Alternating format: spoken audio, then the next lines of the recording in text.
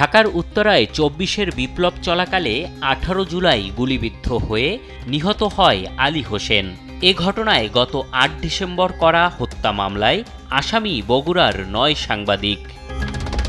এদের মধ্যে ৩৩ নং আসামি রাকিব জুয়েল। ১৮ জুলাই দিনভর বগুড়া থেকে লাইভে আহত শিক্ষার্থীদের খবর জানান ডিবিসি নিউজে।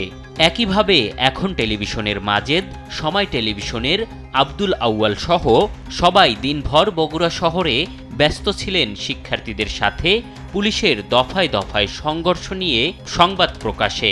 ১৮ তারিখ ২টার সময় তিনি নিহত হয়েছেন বা তাদেরকে নিহতের ঘটনায় আমরা জড়িত এমনটি উল্লেখ করা হয়েছে সেই মামলায়।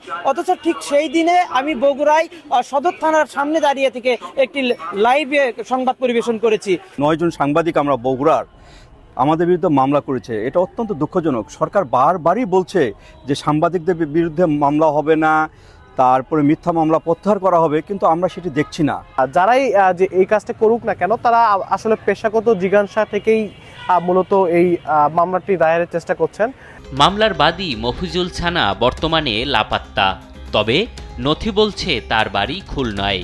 দেশ টিভির অনুসন্ধান বলছে তিনি নিজেই একাধিক মামলার ওয়ারেন্টভুক্ত আসামি। নিহত শহীদ আলী হোসেনের বাড়ি নেত্রকোনায়। তার স্বজনরাও বলছেন এ মামলা সম্পর্কে কিছুই জানেন না তারা। কোনো আত্মীয়-স্বজন কোনো মামলা করছে এরকম কিছু আছে? আত্মীয়-স্বজন আমরা সাথে না জানি কেমনি করবো, আমরা রায়না দিই আমরা সারা দুটি করে তাই এটা তার বাবু কথা। আইনজীবীরা বলছেন অপরাধের সাথে সংশ্লিষ্টদের নামেই সুনির্দিষ্ট মামলা হওয়া উচিত। মামলার নামে কাউকে হয়রানি করা হলে তাদের বিরুদ্ধেও ব্যবস্থা নেয়ার সুযোগ আছে। মামলা দাখিল করা হয়েছিল, বিজ্ঞ ম্যাজিস্ট্রেট মহোদয় তার উপর ভিত্তি করে ওনাকে ইনকোয়ারি করার জন্য আবারও সুযোগ দেবেন, মামলাটা রুজু করবেন এবং করে এর বিরুদ্ধে যথোপযুক্ত শাস্তির জন্য ওনার যে তথ্যাদি সহ একটা ইনকোয়ারি রিপোর্ট কোর্টে সাবমিট করবেন। কোর্ট থেকে তার বিরুদ্ধে সমন বা প্রসেস যেটা যাওয়ার সেটা চলে যাবে।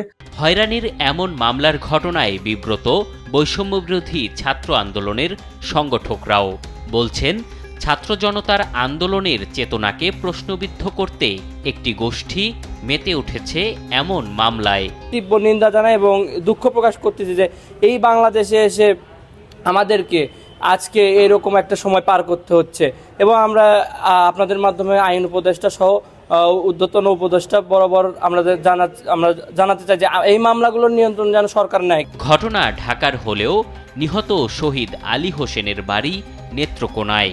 নিহতের কোনো স্বজন না হলেও খুলনার মফিজুল ছানা করেন মামলা। সে মামলায় এখন বগুড়ার অনেকেই আসামি। এম এ আজিম, দেশ টিভি, ঢাকা।